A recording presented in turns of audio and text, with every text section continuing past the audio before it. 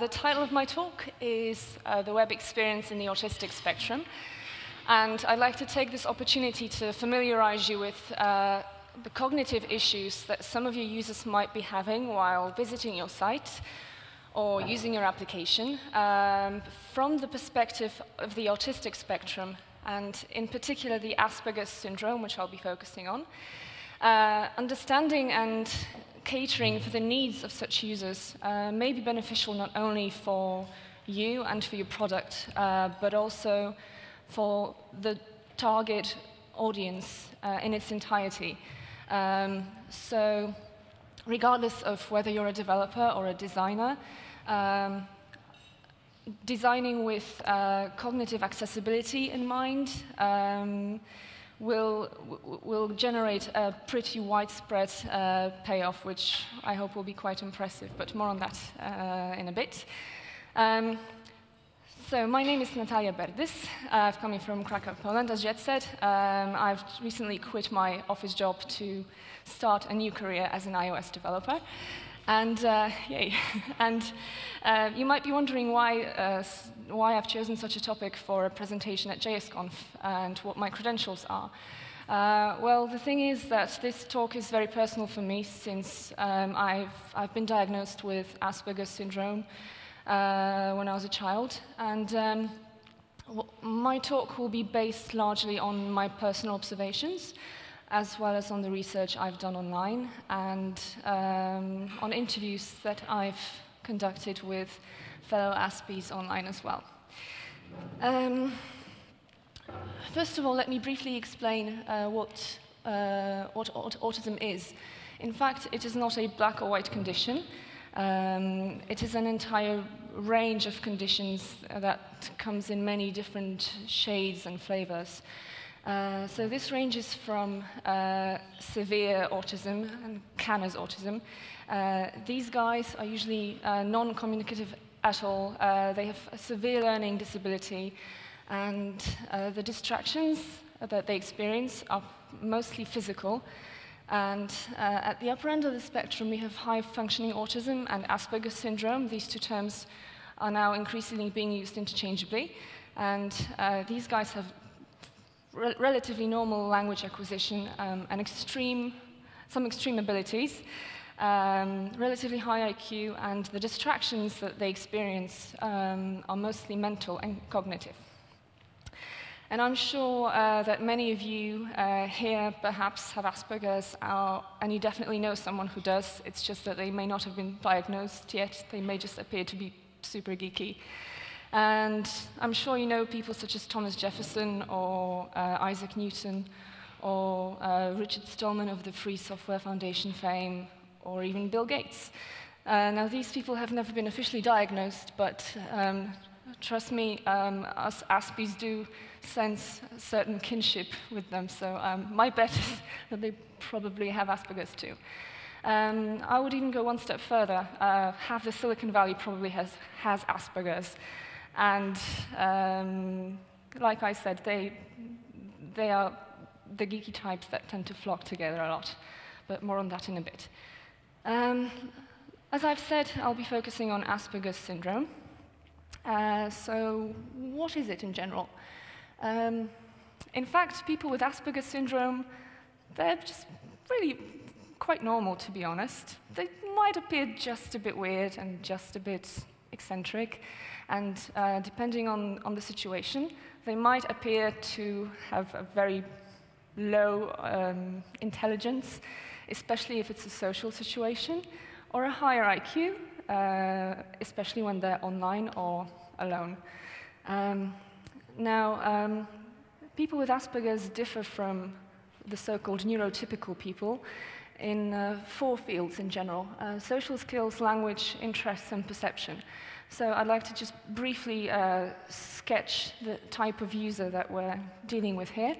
And after I've done that, I will explain what you can do as developers and designers to provide a sense of relief to the issues that they might be facing. First of all, when it comes to social skills, people with Asperger's have what's called mind blindness, which entails a certain difficulty in guessing other people's thoughts and feelings. It boils down to me thinking that there is no such thing as an autonomous mind of yours. So if I think something, my first instinct is that you think precisely the same, and it really requires a lot of extra attention to find out that that's not the case. Then what stems from the above is a certain lack of empathy. So people with Asperger's might appear a bit detached. There are issues with non-verbal communication. If you were wearing a paper bag over your head and talking to me, it would really make no difference at all, because Aspies usually don't really read well into all these facial twitches that you use to express something. When it comes to social situations, there's a certain sense of rigidity too.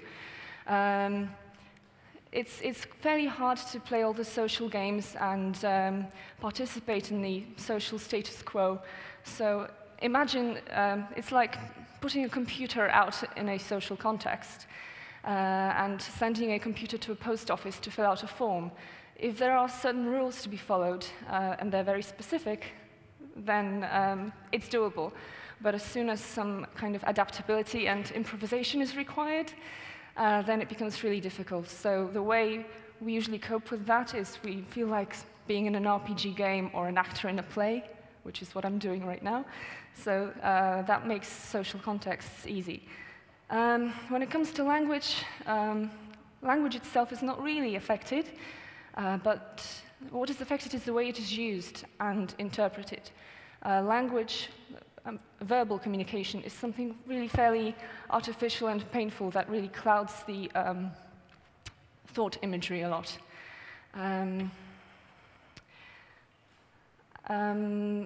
Then there are also issues when it comes to interpreting irony, metaphors, jokes, and double entendres. Aspies are known to interpret everything directly and literally, and they really can't take a joke. Their speech is very idiosyncratic. They love talking about a very specific subject. It's especially visible in little children that sound very academic, almost like little professors. So it's really pedantic and expressionistic and spiked with sensory vocabulary. When it comes to learning, people with high-functioning autism and Asperger's are mostly, not all of them, but they're mostly very visual thinkers. So they store catalogs of images rather than very abstract ideas or abstract thoughts. Furthermore, their interests they boil down to collecting things, memorizing things. They have very narrow and specialist minds. When I was a young girl of 4 or 5, what I would do for days on end was memorizing the population of countries and the lengths of their coastlines and their areas and their gross national income, etc. And we're also very detail obsessed. Details always come first, and that is the most important thing. Then there's perception. Obviously, the sensitivity is fairly unusual. It can be either heightened or lowered, and that applies to both to everything, such as textures and food and fabric and colors and temperature or pain. Then there's also the perception of imagery and audio. Obviously, fluorescent lights and obnoxious sounds are bothersome, but what's really terrible is when a sound comes from many different sources at the same time, so that can really lead to a perceptive overload. And we're also very pattern-oriented, so when I see a pattern, it can either be very eye-catching and fascinating or very confusing. But that might also come in handy, because I can spot a deviation from a pattern very easily. So, for example, if I'm in a library and someone tells me that they've misplaced a book somewhere, I can scan through the 20 shelves very, very quickly and spot it in under 10 seconds. And shopping in a supermarket is also easy thanks to that. Now, this all begs the question how to make the web a friendly place for people with such cognitive challenges. First of all, I'd like to state that us Aspies, we have very technical interests, and we absolutely love and adore computers, because computers give us control. Computers are structured, they allow for categorization, and we can find very specific information.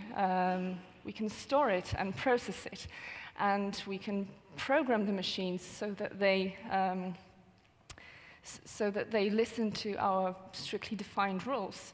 Asperger Syndrome, like I said, is often called the geek syndrome, for a reason, obviously.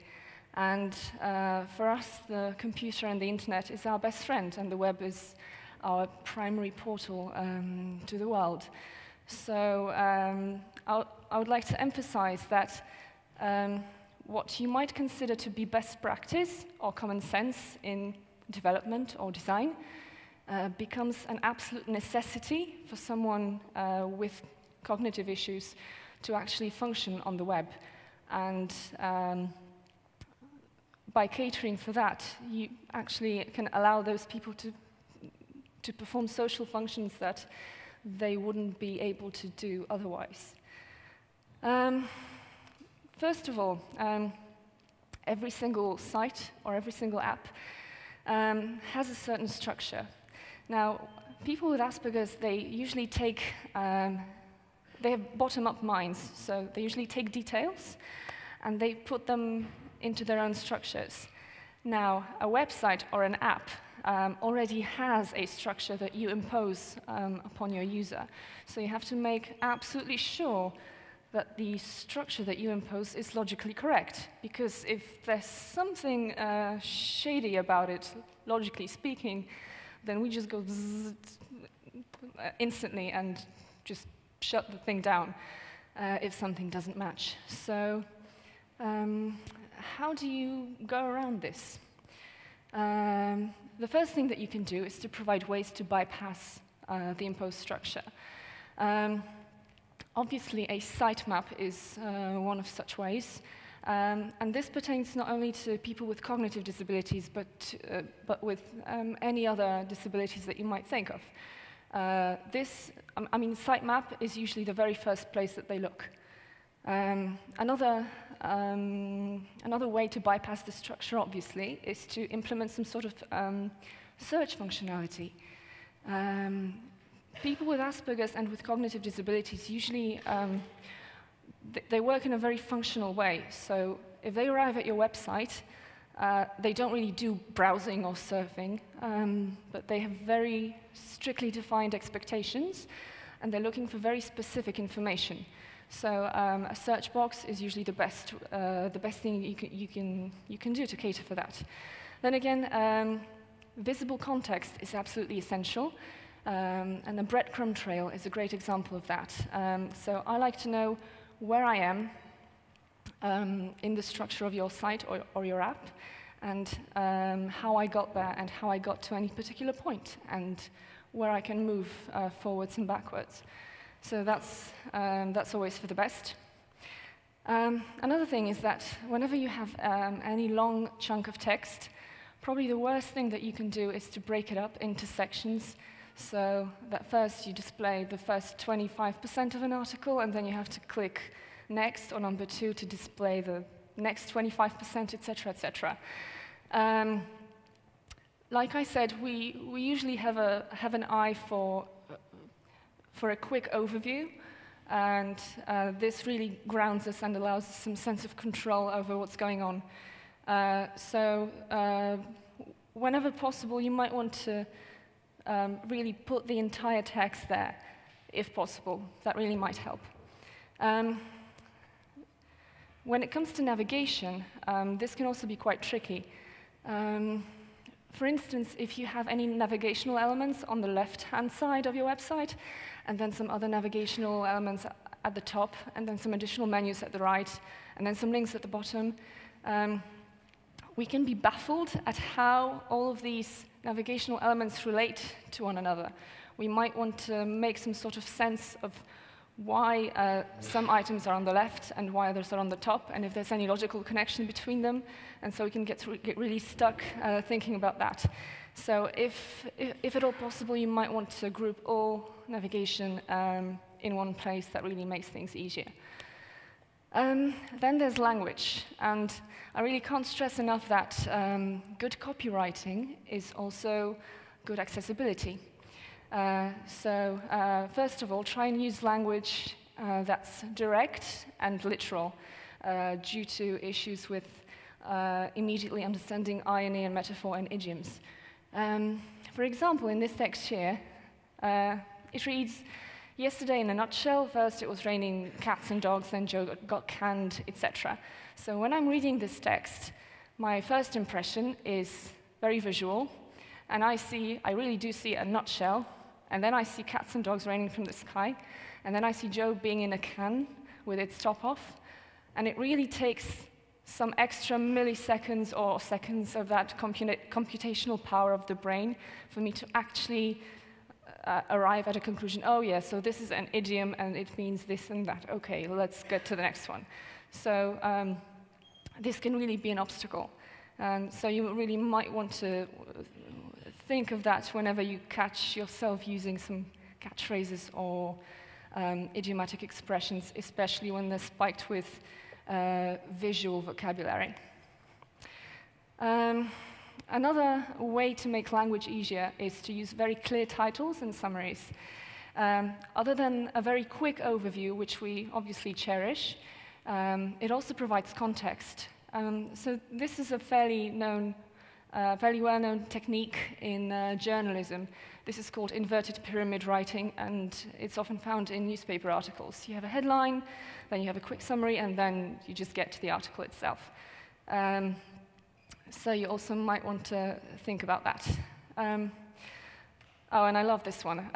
Yes, list and indices. Whenever possible, whenever you see the opportunity, try and itemize or list things, because people with Asperger's, we just love lists. We love lists of lists and lists of how to organize lists and how to organize lists of lists of lists, and I could go on and on. So just crazy about organizing. So just remember that lists are made of absolute win for us, and that's really for the best.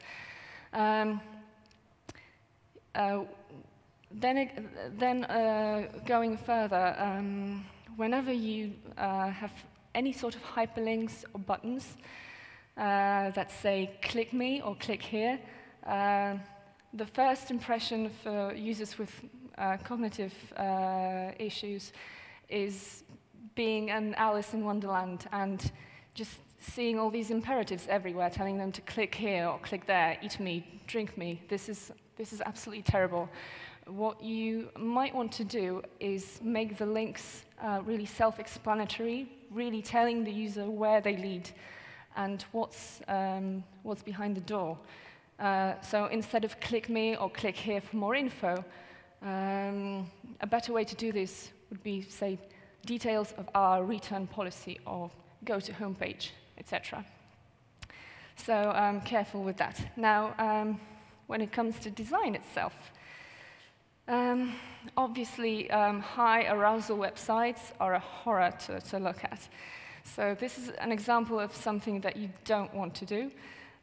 So no flickering, no super bright colors, no animations, movements, sounds. Also be fairly careful with contrast. You really might want to use relatively high contrast, but not too high. Well, this is a very fine line, so careful with that, because some users might find too high or too low contrast quite daunting. So just basically, you don't want to do any old school late 90s design. Like GeoCities or Angel Fire. I don't know how many of you here remember GeoCities. Raise your hand. Oh yes, thank God. Yeah, so you might remember this. All those animated GIFs of like flames or revolving skulls or horizontal lines with like blood and animated rainbows and marquees. God, that was so terrible. That was such a dark age of the internet. And then came Flash, oh, the horror of Flash. So, so I'm really grateful that we are where we are right now. And then, understandably, try and avoid patterns, because we might either get overwhelmed by the patterns or shut down. So either stuck or fascinated, and you don't really want the user to react in any of those two extremes. Branding is an interesting one, which is often overlooked. You should be very, very careful whenever you're designing a logo or putting any sort of branding on your site or on your product or in your app.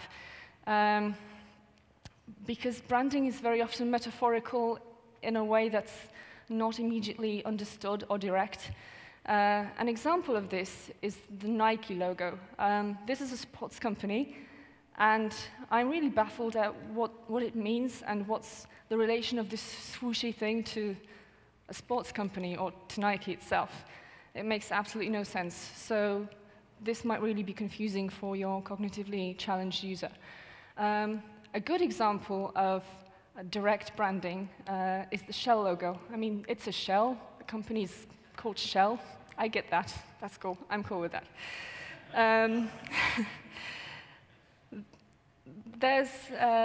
Going forward, there's another interesting thing. Whenever you have a chunk of text, try not to justify it to left and to right at the same time so that it's justified on both sides. An example of that is on the left. We can really get confused and stuck on what's called the rivers of white. So these are the white spaces that are created by the justification to adapt to the new line length. So reading such text can be immensely difficult, and we can get stuck because all the white space sort of emerges from the text and may create some imagery or some lines. So if I look at this, I see, on the left, I see a tree that's reflected in a lake, and on the right, a dog barking up the tree and some clouds on top. So it roughly looks like this. So as you can guess, this is fairly difficult to read because I get stuck by all the images I see there. So the example on the right is absolutely perfect because the rivulets don't really form anything. So try and use just left-hand justification whenever you can. Speed control is something that you should always try to allow. Whenever you have any sort of image reel or a slideshow, you really don't want to impose your own speed upon the user. You really want to let them slow everything down and just read everything at their own pace, or maybe speed it up. So any way to do that is just to provide some sort of navigation through the slideshow or through the elements. Or if you have a video, you might want to provide an option to slow it down or speed it up. Interaction, this is immensely important. First of all, for the record, I'd like to state that online chat is absolute win when it comes to social interactions for Aspies, because talking online is really easy. There are no mystifying facial expressions. We just read the smileys and the LOLs, and we type them back, and that's all there is to it. I mean, it's obvious to us. So interaction is finally made easy because I don't have to read all the strange facial twitches and your body language. Plus, I would even go as far as saying that online dating must have been invented by someone with Asperger's, because actually online we can appear to be half smart, which is cool. So that and text messages should really be made an official language. You might also want to be very careful when it comes to forms or any sort of input in your app. This is an example of a badly designed form for someone with cognitive impairments. I have seen this form being filled out by a user with Asperger's who put their first home address in the first line, then their alternative address in the second line, and then their mother's home address in the third line, because they thought that 3 alternatives were being asked of them. So what you should do instead is address line 1, street name, address line 2, street name continued and whatnot. You just have to try and make it as specific as you can.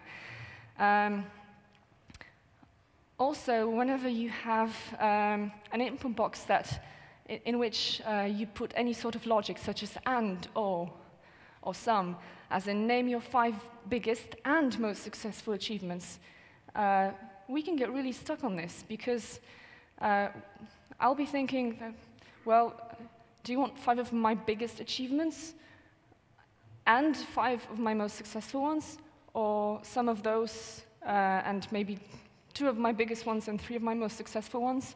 Because, logically, you have to be thinking as if you were giving this sort of command to a computer. For example, when you're writing a program, you have to make sure that your logic is absolutely impeccable. And imagine that you're asking a computer to return a value for you. You just wouldn't want to make anything fuzzy and doubtful there. And also make sure that you use very clear feedback whenever possible. Okay. Furthermore, we really like to control our surroundings to maybe cope with anxiety or apply some strict, wacky habits of our own or our personal rules to the world. So I know this is fairly rare because I don't see that very often, but when you give a control over presentation, such as choosing a color theme or adjusting the saturation, that really makes things easier.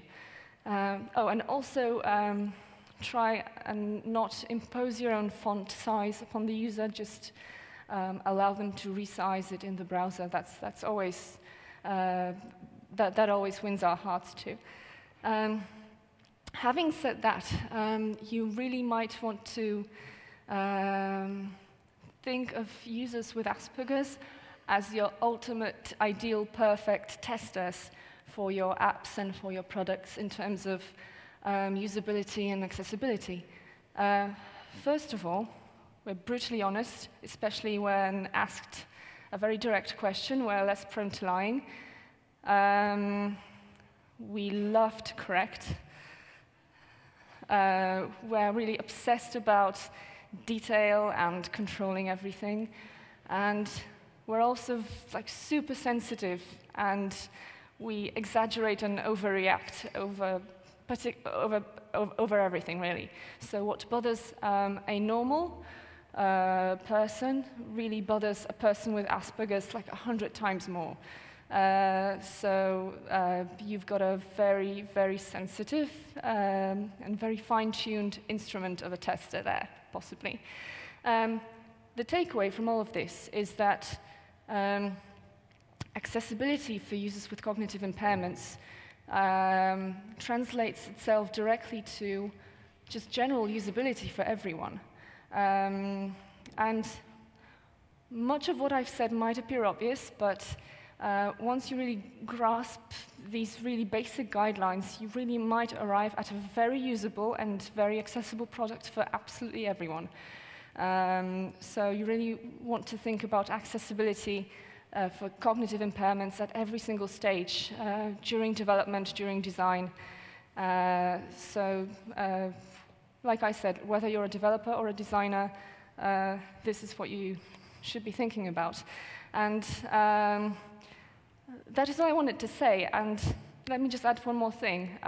Looking back at the history of web design and development and app development, I do think that we're on the right path, because years ago everything was very much inaccessible, and now the web is just beautiful, and apps are beautiful, and it fills me with childlike wonder, because there are very clear visual cues. Everything is minimalistic, everything is simple, and while these things might appear quite natural and obvious, you guys as designers and developers are really lifesavers, and you really do make the web a friendly place, and it all proves that the very existence of the UI and UX movement is really doing a great job. So yes, thank you so much. You can follow me on Twitter at Natalia. Thank you for having me.